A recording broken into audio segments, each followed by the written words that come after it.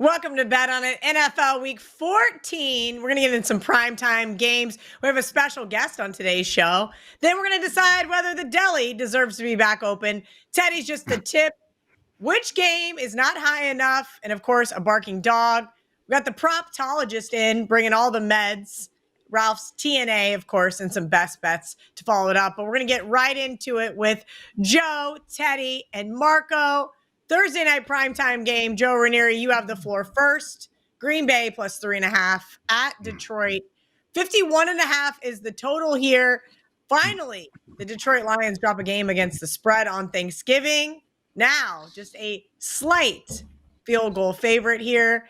And I don't know what the hell to do with this game. I'm not going to lie to you.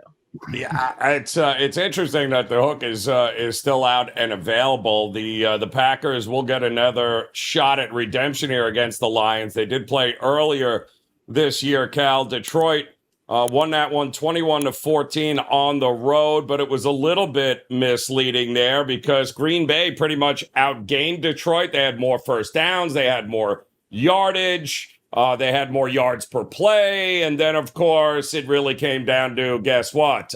Jordan Love and a pick six that he threw in the second quarter. And that was all she wrote here. He did, I believe, he was a little bit hurt in that game, too, as well. He's been dealing with that groin injury.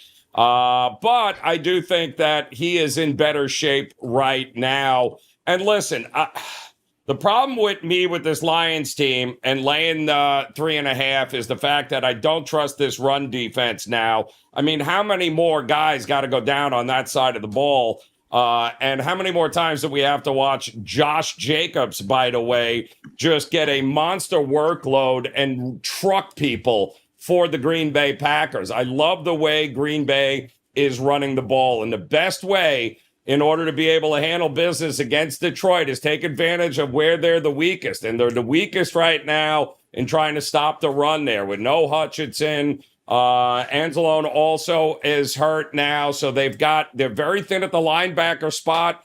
I think this is a great opportunity for Green Bay at that price with that number getting 3.5. I think it's a great opportunity for them to take advantage here. LaFleur also 24-12 against the number as an underdog in his career. And, by the way, 20-16 straight up in those things. I think not only do they get the cover, but they are very live to win this game outright. So not only would I take the 3.5, Cal, but I would absolutely sprinkle something with Green Bay on the money line. I love the style that they're playing, and styles make fights. And I think Green Bay has exactly what it takes in order to win this game. Marco, D'Angelo, we're going to move right along to the Sunday night primetime game. The Los Angeles Chargers, 3.5-point underdogs at Kansas City. Some fours on the Wager Talk odds screen. 43.5 is the total here. Marco, I'm going to give a little sneak peek out. This is my barking dog, so don't take all of my notes, please. Well, Kelly, if it's your barking dog, we're disagreeing then because I'm going with Kansas City here. And this one is very similar to the game that Joe just did. You've got the team with the best record only laying 3.5 at home. And the reason is, because Kansas City's 11-1. But once again, they won a game that they should have lost. And everybody's asking the question, what's wrong with Kansas City? You know what I think it is as far as Kansas City goes? Because they got one of the best defenses in the league, and we know that Mahomes hasn't played the way he has played in the past. I think this team's bored, to be honest with you. They're back-to-back defending champs, and going to give you a little reference to the WNBA this year with the Aces here in Vegas. They were going for a three-peat as well, and it was tough, this team, to stay focused during the regular season, and it dug themselves a hole. I think when you look at Kansas City, when you win back-to-back championships, what else does that mean? It means you've played more NFL games than any other team the last 2+ years. And they're just waiting to get to the playoffs. Now, speaking of the playoffs, the only team that can catch them in the AFC West is, in my opinion, the Chargers, and they know that. They're going to come focused to play in this game. And let's talk about those Chargers, because maybe this is a little bit of sour grapes with me. I went against them last week with Atlanta, and I had a sizable play on Atlanta, and Atlanta went up and down the field on the Chargers. Now, one of the reasons that I did that was the Chargers was in a bad spot last week, coming off the Harbaugh Bowl and then going to Atlanta and having this game on deck. But minus the 4 interceptions that my buddy Kirk Cousins had, one of them a pick six, they did march up and down the field on this defense. I think they were held in this game to only 187 yards of total offense.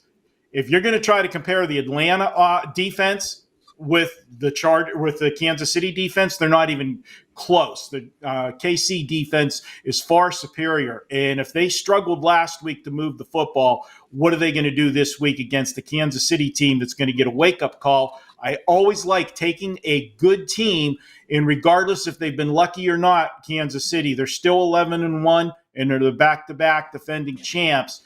When they have a scare, they bring their best game in the next one. And I'm going to take them here. I'm going to take KC, lay it. We're getting a soft number for sure. I think it's a little bit of too much of an overreaction. Kelly, we're going to go head-to-head here, but I got KC 27-17. All right, stay tuned to later on in the show where you hear my rebuttal to Marco's Kansas City is just hanging out, waiting for the playoffs. Monday night primetime game with Teddy covers here. Cincinnati, 5.5-point favorite at Dallas, 48.5. Here was the opener, Teddy. But we've seen some interesting line moves, and we'll get to some of those here later on in the show. But talk to me about Monday Night Football. The Bengals are just in shambles, and hey, the Cowboys are playing better ball, right? Well, Kelly, on this show last week, we talked about the Cincinnati Bengals, and we bet against them with our best bet, taking the Steelers plus the points against Cincinnati. That worked out just fine. And my number again this week for Cincinnati, way off the market number. The markets have the Bengals about a field goal, more than a field goal higher than I have them right now. This team is 4-8, okay?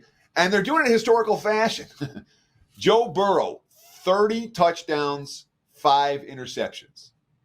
3 quarterbacks in the history of the NFL have done that before in the first 12 games of a season. Those quarterbacks, Brady, Rodgers, Mahomes, are combined 5 times. Though that trio has gone 30 TDs, 5 interceptions, first 12 games of the season. They're the only QBs in history to do it.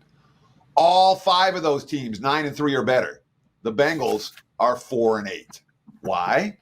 Because this defense can't get any stops. They allowed 7.9 yards per play against Pittsburgh last week, 44 points. They got a pick 6 in the game to open scoring. Didn't matter. It's still a wire-to-wire loss. The first team in NFL history to lose 4 games or more when scoring at least 33 points. And you read the quotes out of this locker room. Again, this is a veteran team that expected to be in the postseason, expected to be competing for titles, and they're not. The quotes, Jamar Chase, hard to process. We can't get a win right now. Joe Burrow. We'll learn a lot about who we have in the locker room, the guys we can count on going forward and the guys we can't. Come on, Joe. No one's going to – we'll be remembered by how we handle this, was Burrow's quote. And no one remembers the seasons that Tom Brady didn't make the Super Bowl after they're gone.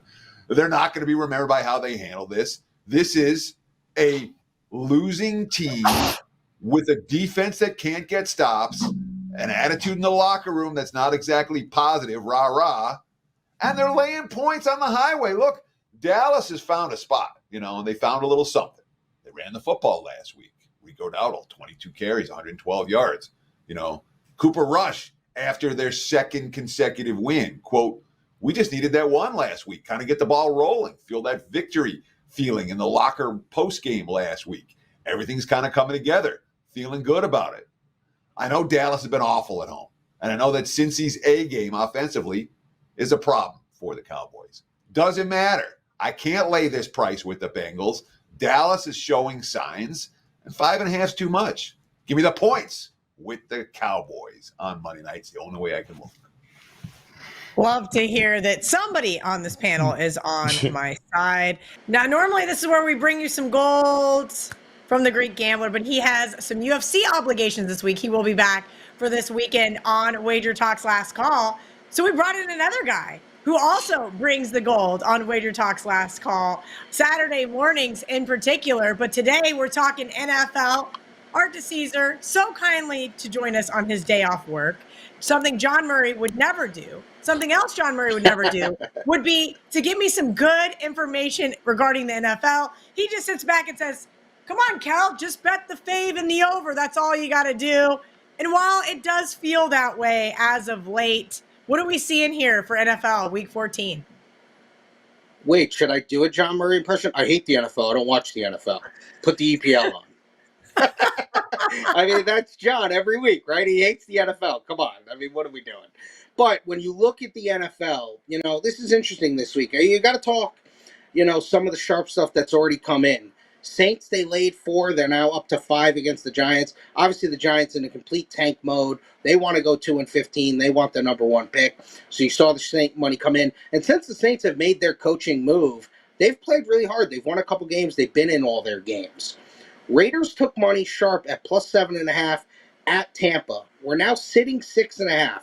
I think there's going to be a group that eventually comes in and lays Tampa 6.5, which could be troublesome for us if that game lands 7. We haven't seen it yet, but we want to avoid that if that happens. And then they laid the Chiefs -3, now up to 4 against the Chargers, all sharp stuff. Public is on the Dolphins. They're laying 6.5 against the Jets. Obviously, the Jets are in a free fall. And then a public total, which you don't see a lot, but all Bengal games seem to go over. So Bengals and Cowboys, they're taking the over. It's been nothing but public support on that high total. It's very interesting. These are some of these types of games that, I just don't get excited about, right? The Bills look really great, but I'm not excited to see them play the Rams this week. There is a good AFC matchup, which is going to be part of my best bet to end the show.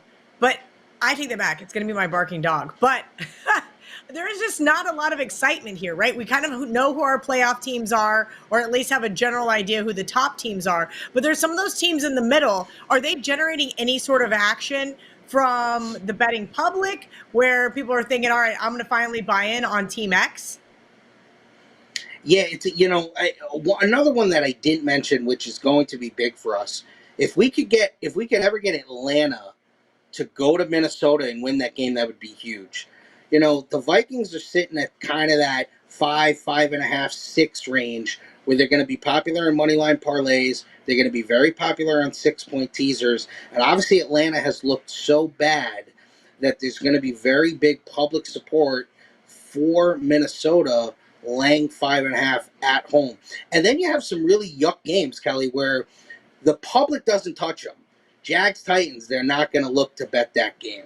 They're just not. They're just two teams that nobody cares about. And the only thing you ever see on those games is sharp people come in. I think the most fascinating game of the week is Seattle at Arizona, a game we saw a couple of weeks ago, but we really haven't seen much on the game. You got Arizona now sitting as a 2.5-point home favorite, where they basically went on the road a couple of weeks ago and were a 1-point favorite when they lost to Seattle. I think, to me, outside of the Thursday night game, that's the most intriguing game of the week. I would have to agree with you there, Art. Anything else you would like to leave us with from behind the counter at the Westgate Superbook?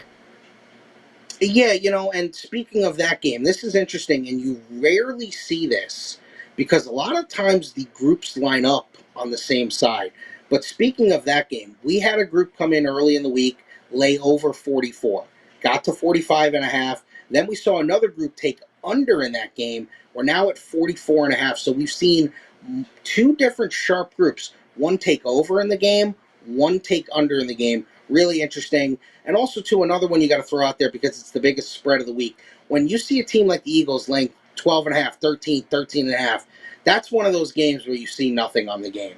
You only see the Eagles get put into moneyline parlays as the little sweetener to say, hey, there's no way this is going to lose, so one leg of my parlay has already hit.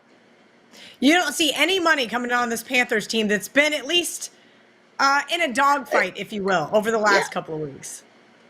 No, I'm with you, Kelly. Ever since they went back to Bryce Young, they've been good. They've been competitive. Yeah. They should have beat the Chiefs. We know they should have won last week, and that killed us because we had so much money on Tampa with money line stuff that it was a huge, basically like $100,000 flip for us for them to lose that game in overtime, fumbling it away. But I'm with you. I just think this is the wrong opponent for the public to now say, hey, let me go. And I get it. It's almost 2 touchdowns.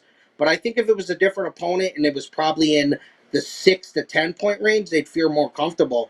I don't think anyone wants to line up in front of what the Eagles have been doing.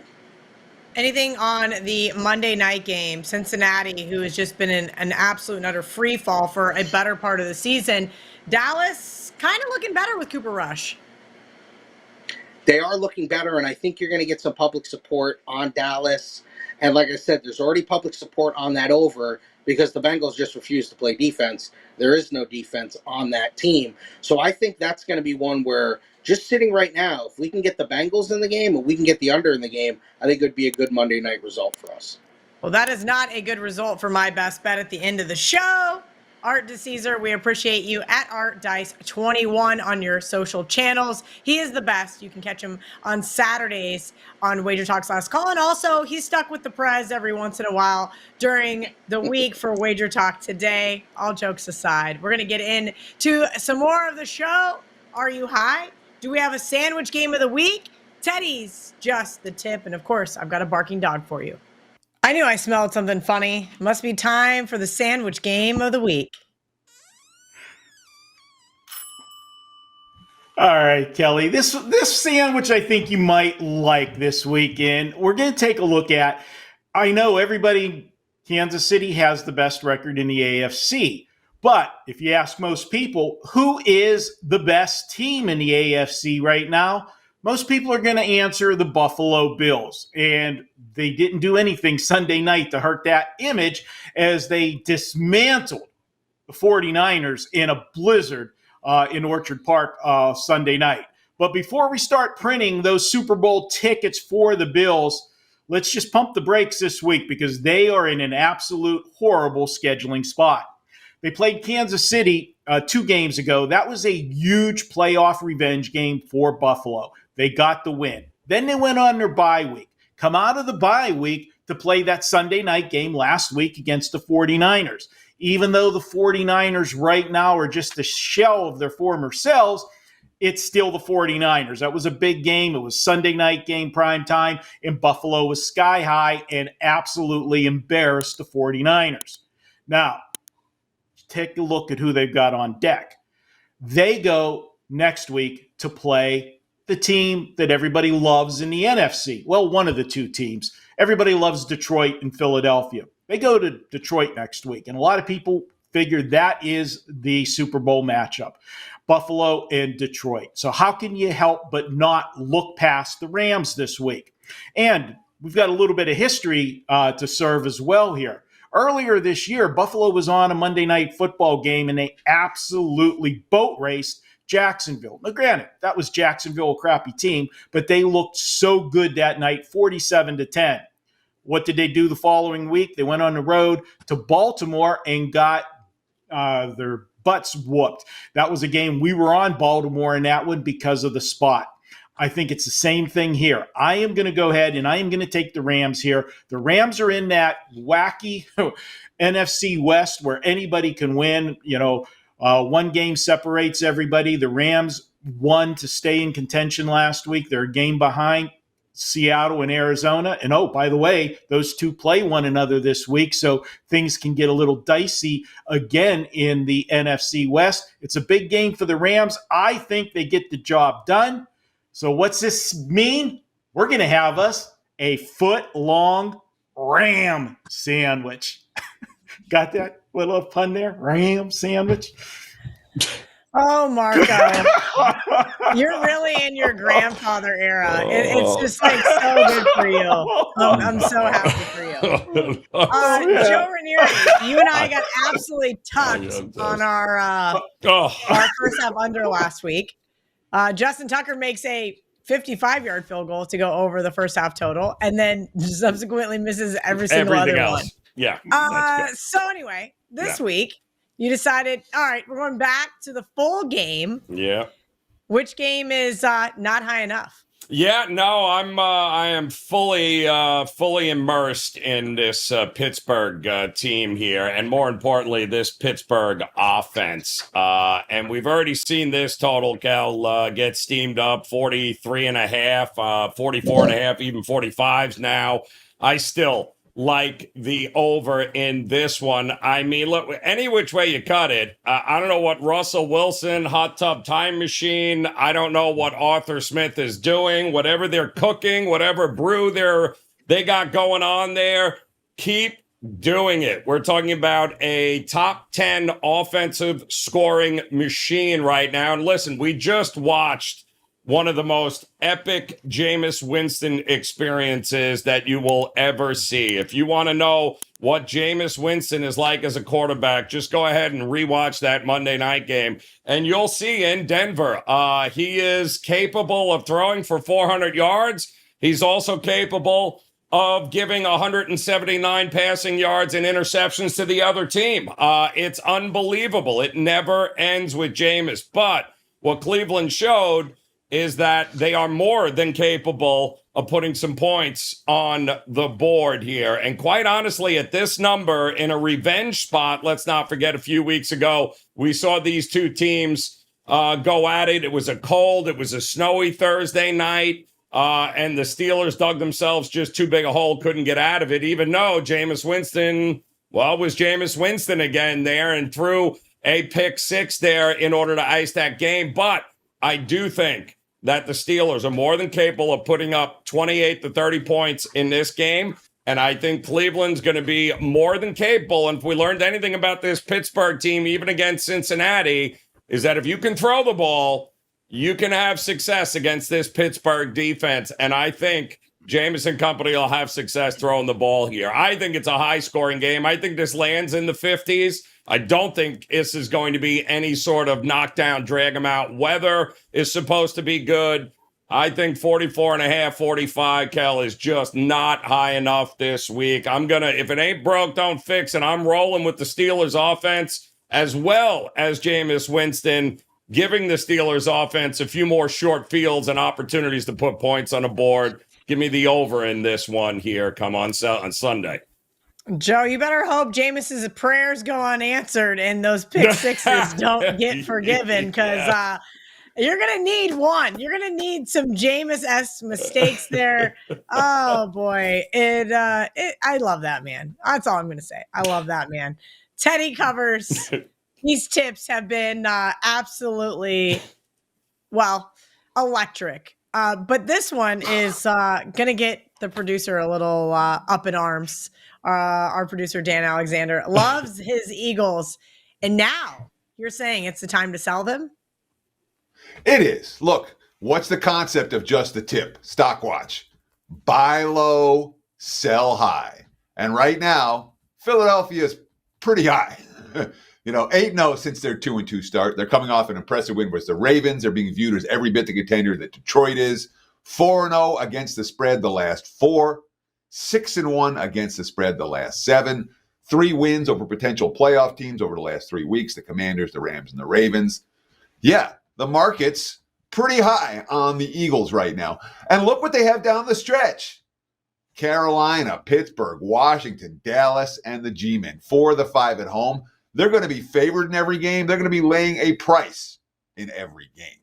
And, of course, Philadelphia at -5 or higher this year, they've covered 1 point spread in that role. Only winning cover came against Dallas when the Cowboys were arguably at their worst. So laying these prices hasn't necessarily been the way to go for Philadelphia. Before I talk about the Eagles, let me give you a little bit of promo. Look, if I'm your guy, this is the deal to get involved with. TC365 is your promo code at checkout. Get you 1 year all access, every play, every day, just $99 a month. And of course, we have this great December to remember with no promo code needed. Every play, every sport, December, just $199. That's $100 off the regular $299 price. You can get December to remember for $1.99. TC365 at checkout for the full year. All access. Again, just $99 a month. So here's Philadelphia with Saquon's off another 100-yard game. And the punter, Brandon Mann, had 5 punts down inside the 20, and everything's going right for Philly. But let's not forget, how'd they win last week? They won last week because Justin Tucker missed kicks. Nothing to do with Philadelphia. All right. Yeah, special teams worked in their favor last week. I don't see that as a particular strength of the team moving forward. I don't know that every kicker they face is going to miss kicks, and I'm not expecting man to down 5 punts inside the 20 in every ball game. We look at Philadelphia. What's their issues this year? Slow starts have been their biggest issue. They have the fewest points in the NFL in the first quarter, and that doesn't matter when you're in pick'em games or short line games. But down the stretch where they're going to be laying points week after week, those slow starts do matter. Philadelphia, the wise guys love them. Why? The number 1 ranked defense in the NFL right now. Again, what does that mean? Power rating sky high, laying too many points. I'm not saying the Eagles aren't good. I'm saying the markets have the Eagles priced higher than they should be right now. I think there's money to be made betting against Philadelphia. So we'll look to fade the Eagles down the stretch of this NFL campaign. Not a team that I want to lay big prices with. Kelly? Fair enough. At least somebody might be considering taking the Panthers. They're on my long list. I might use them in some contests, Teddy, even though Art DICESARE told us like nobody had any interest on them. I do think the Eagles are just a touch overblown. Another team that I think is a touch overblown and why they just keep making the barking dog segment almost week after week is the Kansas City Chiefs. I know Marco just thinks they're just hanging out waiting for the playoffs, which is probably why Patrick Mahomes has thrown 11 interceptions on the season, right? He's just having a good time. He just wants the other team to have an opportunity to win and then do what he does best and win late after the refs throw several flags in his favor. But I digress. This is a Chargers team that I agree. Last week looked better than the final result looked better than the actual style of play. Yes, Kirk Cousins threw a ton of interceptions. It was awful. I know because I joined one of my buddies on the Saints. It was not an enjoyable experience in the slightest, right? That Chargers defense did benefit from those, but overall, that is their Achilles heel. I like what I've seen from Justin Herbert. Now that he's got a couple of weapons, I do think that the Chargers are going to be ready for this game. And that's kind of why I like the Saints last week, thinking, hey, maybe, just maybe, the Chargers are looking ahead. Anyway, here's a Chiefs team that has dropped 6 straight against the number, albeit most of those were over a touchdown. This line feels cheap, and it feels cheap for a reason. And I understand you guys are looking for me to say, take the Chargers money line. But as I said earlier, I have a feeling something is going to, happen, if you will, to give Kansas City the win. Probably by a late field goal. So 4 points. I think it's worth looking at the Chargers. And yes, I will be sprinkling on the money line, just as I have every single week, even though none of my barking dogs have actually won outright. But they just keep covering. So maybe we should have a little lesson there. That the Chiefs win, Chargers cover. Oh, there he is. My proptologist. Just who I needed to see because Art DICESARE came in and crushed me, knowing that my best bet is now public. And then I see your best prop bet of the week, and I'm going, all right, let's do this. Yeah, fade the effing Bengals. Absolutely. This is, Kelly, the worst pass defense over the last 3 games, allowing 326.7 yards per game. So we're going to take Cooper Rush over this low total of 222.5. This is not out on all the markets yet, but I would play this up to 230, even 235.5 here, Kelly. So Cooper Rush, his very first game that he started, 45 yards against the Eagles, but 354 yards against the Houston Texans, 247 against the Commanders, only 195 against the Giants. But there's a reason for that. The Giants are good against the pass, and they're horrible against the run. So the plan of attack against the Giants was to run the ball. This is going to be a pass-heavy attack, I think, for Cooper Rush. I love that he's had extra time. They played on Thanksgiving, so he gets a few more days of practice. They should be rested up. And this is a Bengals team that is just getting absolutely torched through the air. I would also look at the team total for the Cowboys. This is a Bengals team that's given up 44, 34, 35, 24, and 37 in their last few games. So Burrow is having to do too much, but this defense is absolutely terrible. I don't know. I can't think of one quarterback that I wouldn't take the over on this number. So this is an easy play for me. Cooper Rush, who has had over 32 plus attempts in the last few games. So let's fade these effing Bengals. Kelly, let's get to the window and take Cooper Rush over his passing yards. Well, he wants to fade the Bengals defense at least. Hopefully, Cooper Rush can exploit them. And we'll talk more about this game at the end of the show. Andy, over at wagertalk.com, I would say you're probably the most diverse handicapper, from darts to slapping to golf to tennis to F1 to NFL props, NBA props. Tell me what you've got going on right now. We're in the busiest part of the year, and so I'm sure you just have a myriad of events going up on your page. Yeah, well, we don't fire away a ton of bets. We like to practice quality over quantity. And this week, it's all about the 5% play in UFC. UFC 310 is this Saturday, and it is a very bettable card. There are so many great spots.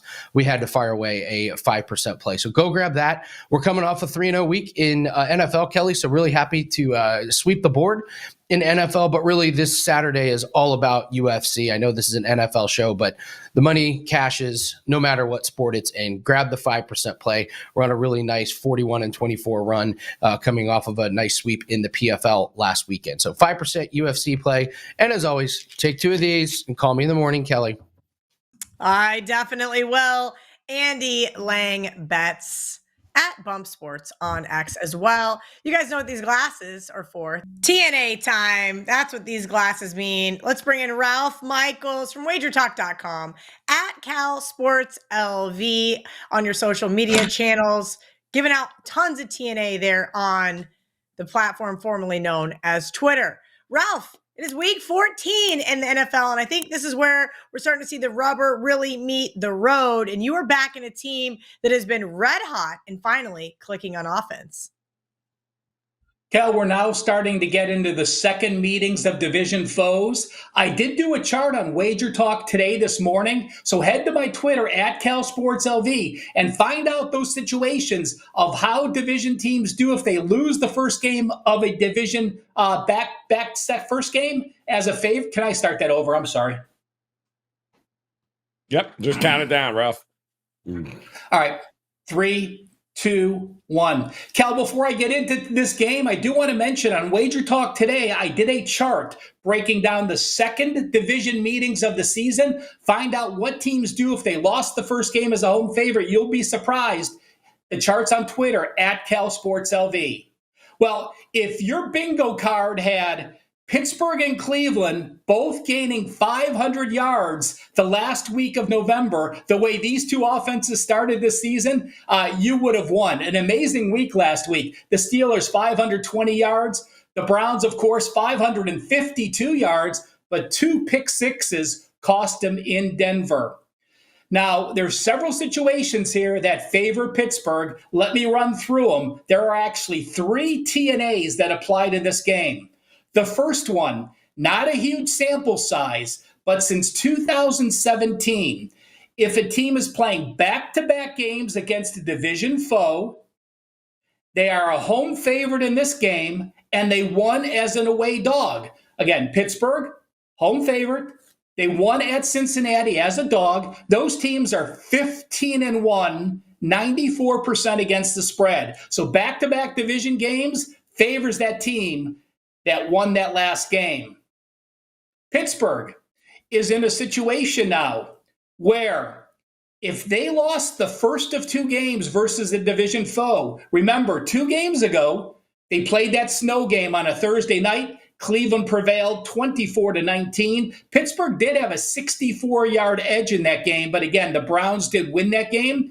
When Pittsburgh loses the first game against a division foe, they are 16-8 against the spread in game number 2. The reverse of that, when the Cleveland Browns beat a division foe in the first game of the 2 meetings in the season, they are only 6-18, 25% against the spread. So I love when one team is a positive off a loss, the other team is off a negative after winning the first game. And if you think, oh my God, look at the Browns offense. They are really going to explode after gaining 500 yards last week and losing.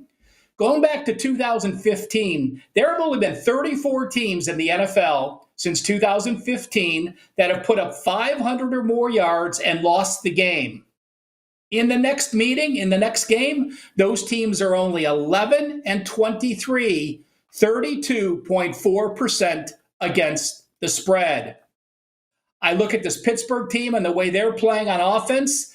The defense is really the difference in this game. The Browns, the last 4 weeks, have allowed 396 yards per game, 4.9 yards per carry, and 134 yards per game rushing, while allowing 66% completions. The Steelers, over their last 4 games, the D has held opponents to 313 yards, 91 yards per game, and holding foes to under 60% completions. The Steelers get revenge for that snow loss on Thursday night. Pittsburgh beats the Browns. And yes, Marco, I am using Pittsburgh against the Browns, so do not be too shocked. I think Marco's still shocked that Mike Tomlin's already at the above 500 mark on the season. I know he was down on his team this year, so maybe a little emotional hedge there for Marco. Ralph, before I let you go, can you let everybody know what you have up over at wagertalk.com? Well, even though this is an NFL video, I want to tell people college bowls are such a unique setting, and it is completely different handicap in college bowls. I've had great success in college postseason, and every capper at Wager Talk, including myself, has this special on their page, $149 for the rest of college football. That includes all the bowls, that includes the playoffs, that includes this week's championship weekend for free. It includes Army-Navy game next week as well. $149, every college football play for the rest of the season. You'll be glad you signed up. All right, there's Ralph's best bet. Now let's get into some best bets from the rest of us. Per usual, Marco D'Angelo gets to go first for best bets. He's been absolutely crushing this segment all season long. Marco, please let everybody know where they can get your plays over at wagertalk.com, what you've got up for this weekend, and of course, your best bet for NFL Week 14. Well, Kelly, we've been rolling this year, but full disclosure, I had my worst weekend last weekend in football. Saturday and Sunday was not a good time for me. I had nothing to be thankful for. A lot of pick sixes went against me, but you know what? We bounced back Monday and Tuesday so far. We're taping here on Wednesday. We're off to a 4-0 start this week, and it has been an epic 2024. If you want to close out 2024, we've got a deal for you. You can pick up the rest of December. Now, normally December would be $2.99. You can pick it up right now, the rest of the month, $1.99. That's not just football. That's all sports. You're going to get my basketball, my hockey, 9-2 for the hockey. I don't do hockey every day. We have spot plays.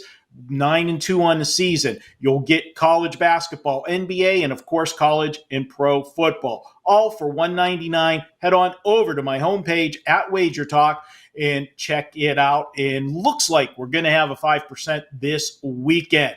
Now, for my best bet this week, you guys might not like this one, but the situation is here, and I've got several reasons why I like them. We're going to take a look at the Chicago Bears. I realize this team has lost 6 straight. And normally I wouldn't want to take a team that looks like they're in total disarray and coming off a gut-wrenching loss against a division rival and the team that everybody loved, one of the 2 teams that everybody loves in the NFC. And I'm talking about Thanksgiving Day. And if you watched it, you know what happened at the end of the game. Absolutely inexcusable what happened over the final 33 seconds in that game. And it was the final straw. They did fire the head coach. And that's why I'm getting back into action with the Bears. That 6-game losing streak, they really could have won very easily 4 of those 6 games. Remember, they were 4-2 when they started that 6-game slide. So a 4-8 team could have just as easily been 8-6 right now heading into San Francisco. And let's talk about those 49ers. How many people are going to dismiss the last 2 weeks because they played in Green Bay and they played in Buffalo? 2 cold weather locations, 2 teams that are going to make the playoffs, and just dismiss those losses. The 49ers have bigger problems than weather right now. This team is a shell of their former selves. Brock Purdy, when the running game's not working, is starting to look more and more like Iowa State Brock Purdy, and that's not good. And let's go back to the Bears. As I said, they could have won 4 of their last 6 games. Now that they fired the coach, this is an angle we like to look at as well. Teams get a spark when a coach is fired. Doesn't matter whether they like the coach or they don't like the coach. If they like the coach, they want to win because they don't want to put the blames on them if they still suck and the coach is gone. If they didn't like the coach, which I think that's more of the instance here, I think there was a lot of disconnect with this team. There's going to be a renewed spark. We saw that last year when the Raiders fired their coach. Granted, Antonio Pierce is not the answer right now, but he did provide that spark for a few games. That's what I'm expecting out of the Bears. They are playing decent defense. The offense has been coming around. In this 49er team, last 3 games, they've only scored 17, 10, and 10 points. Is that a team you want to lay points with? And the Bears, one of the things that's helped in their improvement, no interceptions from Caleb Williams. He's gone 6 games without an interception, and he is starting to run the football more. Last 3 games, he's had 19 carries for 142 yards, which puts more pressure on a defense. We're going to go ahead. We are going to take the Bears plus the 4 points here. The public's going to want the 49ers in this game coming back home in the get-right game. No, not going to happen. It's only 4 for a reason. We're taking the Bears plus the 4. And, Kelly, I am going to do a little sprinkle there with the Bears as well. I've got them pulling the upset in San Francisco. Ooh, pulling the upset in San Francisco. Marco playing on the fired coach scenario. Ooh, I don't know if I could still trust this Bears team. Give me a couple days to maybe get to the window with Chicago. Joe Raineri giving us another total here. Arizona, Seattle. You like the under? I do, and so did the market, obviously. 46 looking like an open, down to about 44.5, and I still like the under. Listen, this is the second time in 3 weeks that these 2 teams are facing off, and has not been a great stretch for Arizona here, losing the last couple of games. But you got to love the Seahawks and Arizona defensively and what they've been able to do over the last month. Both of these defenses are trending upward, and it makes sense because you have 2 head coaches that are defensive-minded head coaches. Seattle has really turned a corner, and don't let that game against the Jets. That was absolutely hilarious last week. The Jets scored exactly 1 touchdown. They had 1 good drive. Everything else was absolute craziness, from kick returns to interceptions. And don't get crazy with Seattle's offense either. They have been stagnant with Geno Smith. Not to mention, I think this is going to be the 3rd road game in 4 weeks. They had to go from New York to back home to Seattle. Now they're going to have to go to Arizona and face a team in which, the last time they played, both teams offensively were held to under 300 yards and just 20 first downs combined. And don't forget, in that 13-7 debacle, I believe the only touchdown scored in the game, or 13-6 game, the only thing that was scored was a pick 6 from Seattle. That was it. So I don't know the adjustments on in-division rivals here. 2 games in 3 weeks. I love what Seattle did in the second half. I love what the Cardinals did in the second half in that game. 2 defensive-minded coaching staffs here. I love the under again in this one. Don't trust the Cardinals, who are held to 49 rushing yards on 14 attempts against this Seattle defense.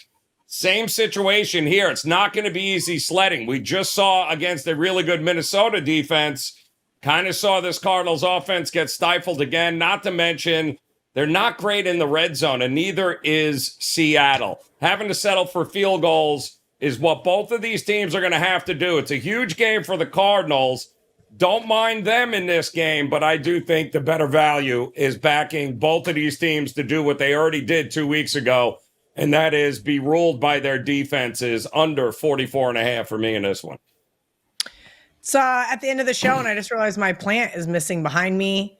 Sorry, Joe. You put me to sleep trying to convince me that I have to bet this snooze fest of an under. Yep. But I guess I have no choice. Teddy covers. You want to bet against the Buffalo Bills after just complete dominating performances with the LA Rams? What am I missing in this game?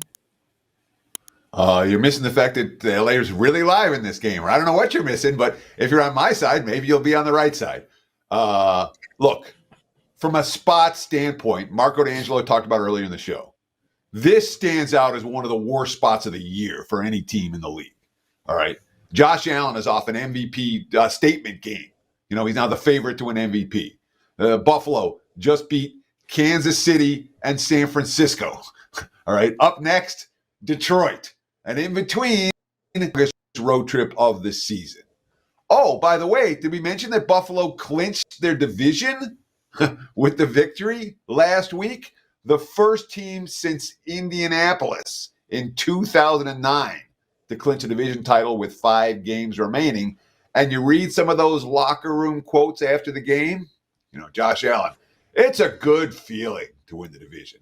This one feels a bit different early in the season. It's going to be fun. I mean, go out there and play free and play relaxed and play loose. Yeah. Okay. Their opponent's not playing free and relaxed and loose. Their opponent's playing to win. And, of course, the Bills have won, 7 straight since those back-to-back losses to Baltimore and Houston. They scored 30 or more in each of their last 6 ball games. But what's it about? What's the hidden factor to Buffalo's success? Turnover differential. They have a plus 17 turnover margin. That's best in the league. They're number 2 in the league in fewest giveaways. They're number 2 in the league in most takeaways. But here's the problem. Rams aren't giving the ball away. Last 3 games for Matthew Stafford, 8 touchdowns, no interceptions the last 3 weeks. All right. And we look at these 2 defenses, yards per play allowed says they're pretty even. So I've got a team that's not turning the ball over and an equal defense catching more than a field goal at home against an opponent in a major flat spot. Count me in. I'll take my shot with the Rams on Sunday, plus the points against the Bills. All right, Teddy. Does that mean we're selling the Bills? We're not selling the Bills. We're just saying it's a sandwich spot, like Marco said, and a great spot for the Bills. Or not a great spot for the Bills because they have Detroit on deck? If we were selling the Bills, we'd have talked about the Bills on the Just the Tip segment instead of the Eagles. I have no interest in selling the Bills. I think Buffalo is live long-term, but the price and situation are wrong for Buffalo against this opponent this week, at least in this bettor's opinion. And my best bet, this is gross. I did this to myself a couple of weeks ago, but I'm going to take the Dallas Cowboys here. Once again, look, Cowboys have got to play spoiler, if you will, or get a win over the Giants on Thanksgiving, which means something to the Dallas fans on Thanksgiving. And the week before that, they beat up on the Washington Commanders as double-digit underdogs. Hey, maybe Andy's right. Maybe this is a great spot to back Cooper Rush, who I think has done a really good job in, relieving Dak Prescott over the last couple of weeks. Sure, those first few games against the Eagles and the Texans were wildly lopsided. But if you actually sat back and watched, it wasn't until late in the third quarter that things kind of went a little sideways for the Cowboys. I think that Teddy nailed it. This Bengals defense has been atrocious. Let me read you guys a little something from the Gold Sheet because I thought this was really interesting. Teams that score 30 plus points are 79-8 straight up this season. But the Bengals are responsible for 4 of those 8 losses. That's the kind of team you want to lay points with on the road.